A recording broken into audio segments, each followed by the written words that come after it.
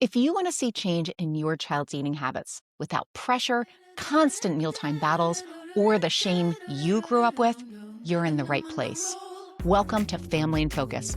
I'm Dr. Wendy Schofer, the pediatrician helping parents lead meaningful change without harm.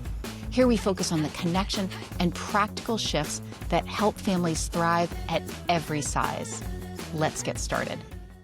For years in the pediatrics office, I found myself saying, it's not about the food, it's not about the weight, it's not even about the child. And yet, when you're struggling with how to create change in your family's eating habits, this is what it's really about. I mean, let's be honest. As parents, we're concerned about what it is that we see. We're concerned about the eating habits, the food choices, maybe even how our kids are growing. That is normal. We get to see them up close and personal every day, and we love them dearly. We want to make sure that they are on the right path to lifelong health. We also have our own concerns for our own experiences and journey and health, and we want to make sure that we're learning from what we've experienced and we're imparting only the best for our children. Absolutely. Your heart is in the right place. Here's the thing though. We are really being exposed to so many messages in our culture, honestly, in our medical practices, in daily conversations, and most definitely on social media about what's on the outside, about what we see, about what we can measure.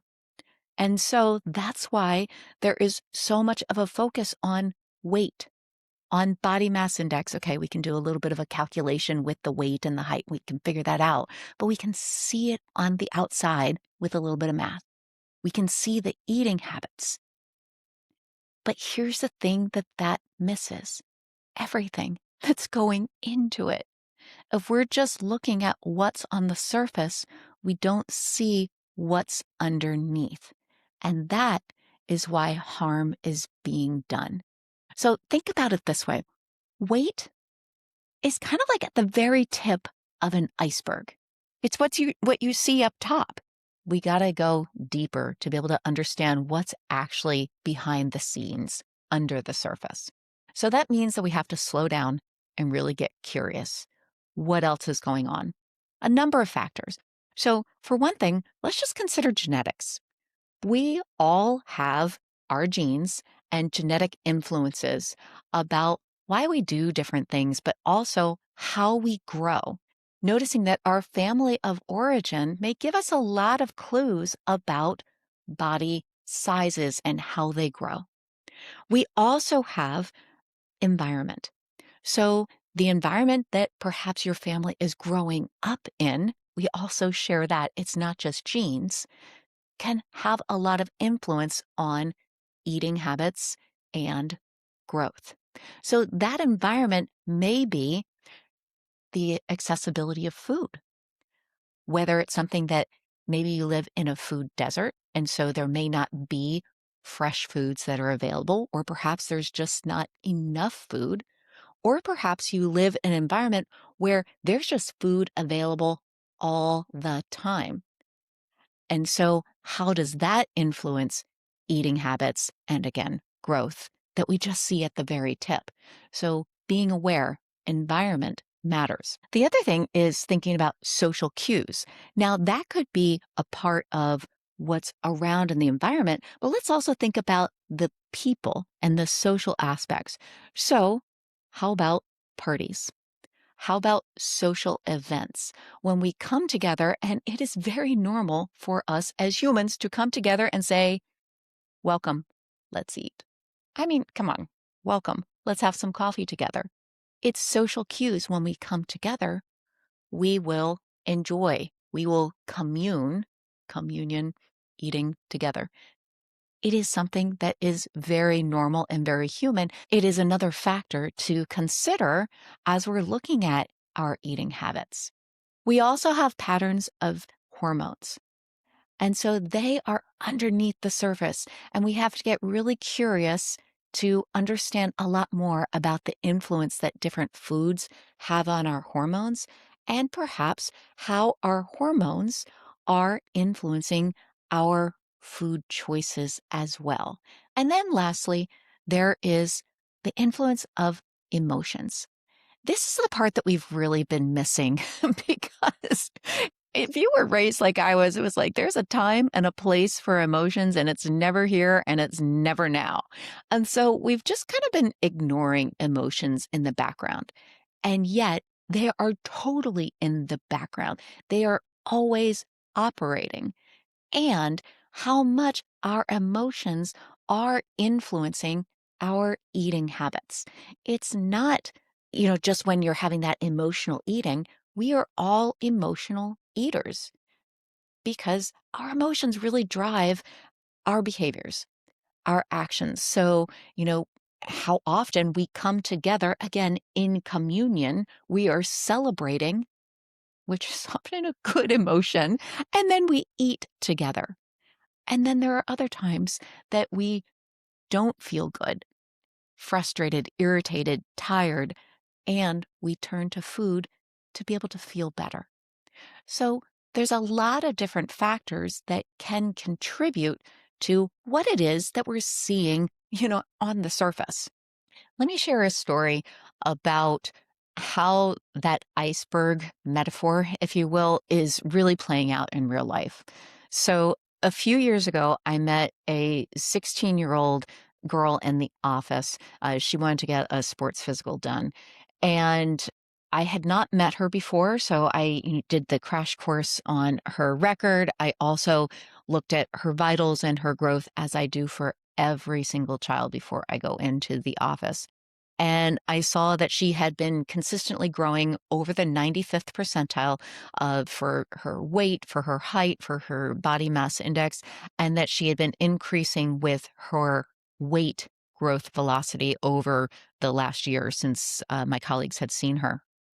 And so I took that information and I just kind of put it aside and I walked into the office and greeted her and her mother and just started off and said, "Hey, what concerns do you have about growth, about habits, about your health?" And she looked at me and right away she said, "I'll lose weight when I feel like it." I had this moment where I realized that she was bringing a lot with her to meet me. And I also saw how she just kind of released, kind of like just relaxed a little bit when she heard me say, "Who says you have to lose weight?" I wonder if that was the first time that she had ever heard that. Now, I knew what was going on with her growth curves. I saw how there was increasing growth velocity. But here's the thing.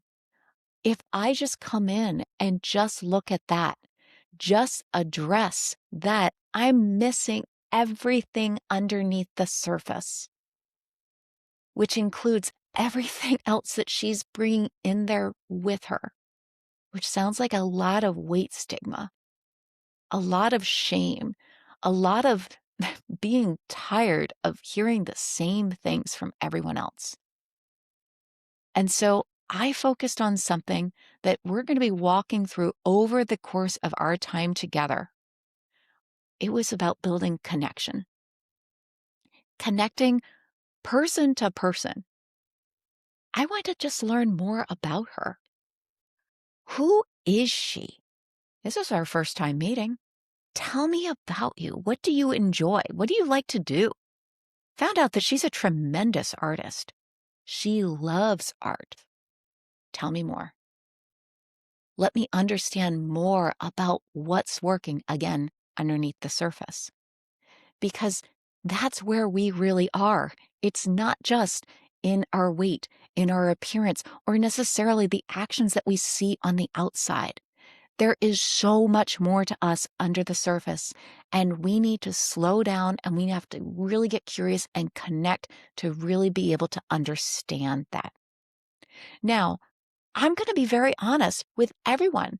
We did not create some kind of, overhaul plan that day.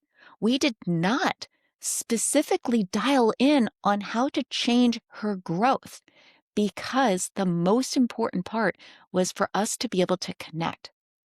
It's not about me coming in and telling her how she has to change. She's already heard that repeatedly. By the way, it's not helping anything. It's not helping her at all. So much of the focus that I now have in the office, in the community, in my family, in this practice with Family in Focus is about creating connection. And for this particular patient, it really looked like being able to say, you know what?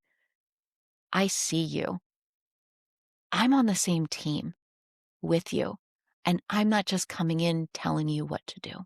This is how we get to create change without harm.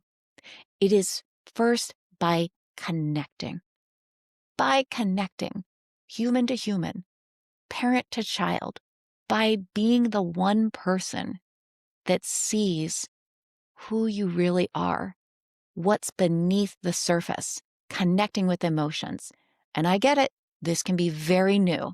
Okay. Again, I was raised in a place where there was a time and a place for emotions and it was never here, never now. It's a new conversation. And that's why we're going to work through it together.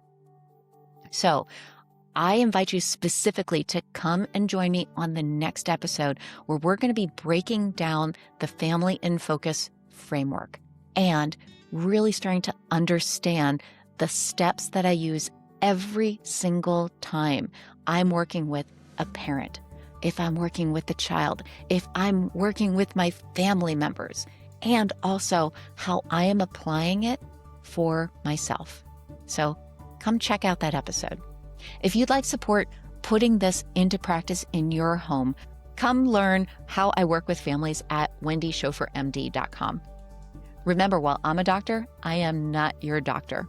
This podcast is for education, not medical advice. It's never prescriptions, so you can take what fits and please leave all the rest. And parents, please remember, you are creating the change your family needs. Welcome to the movement.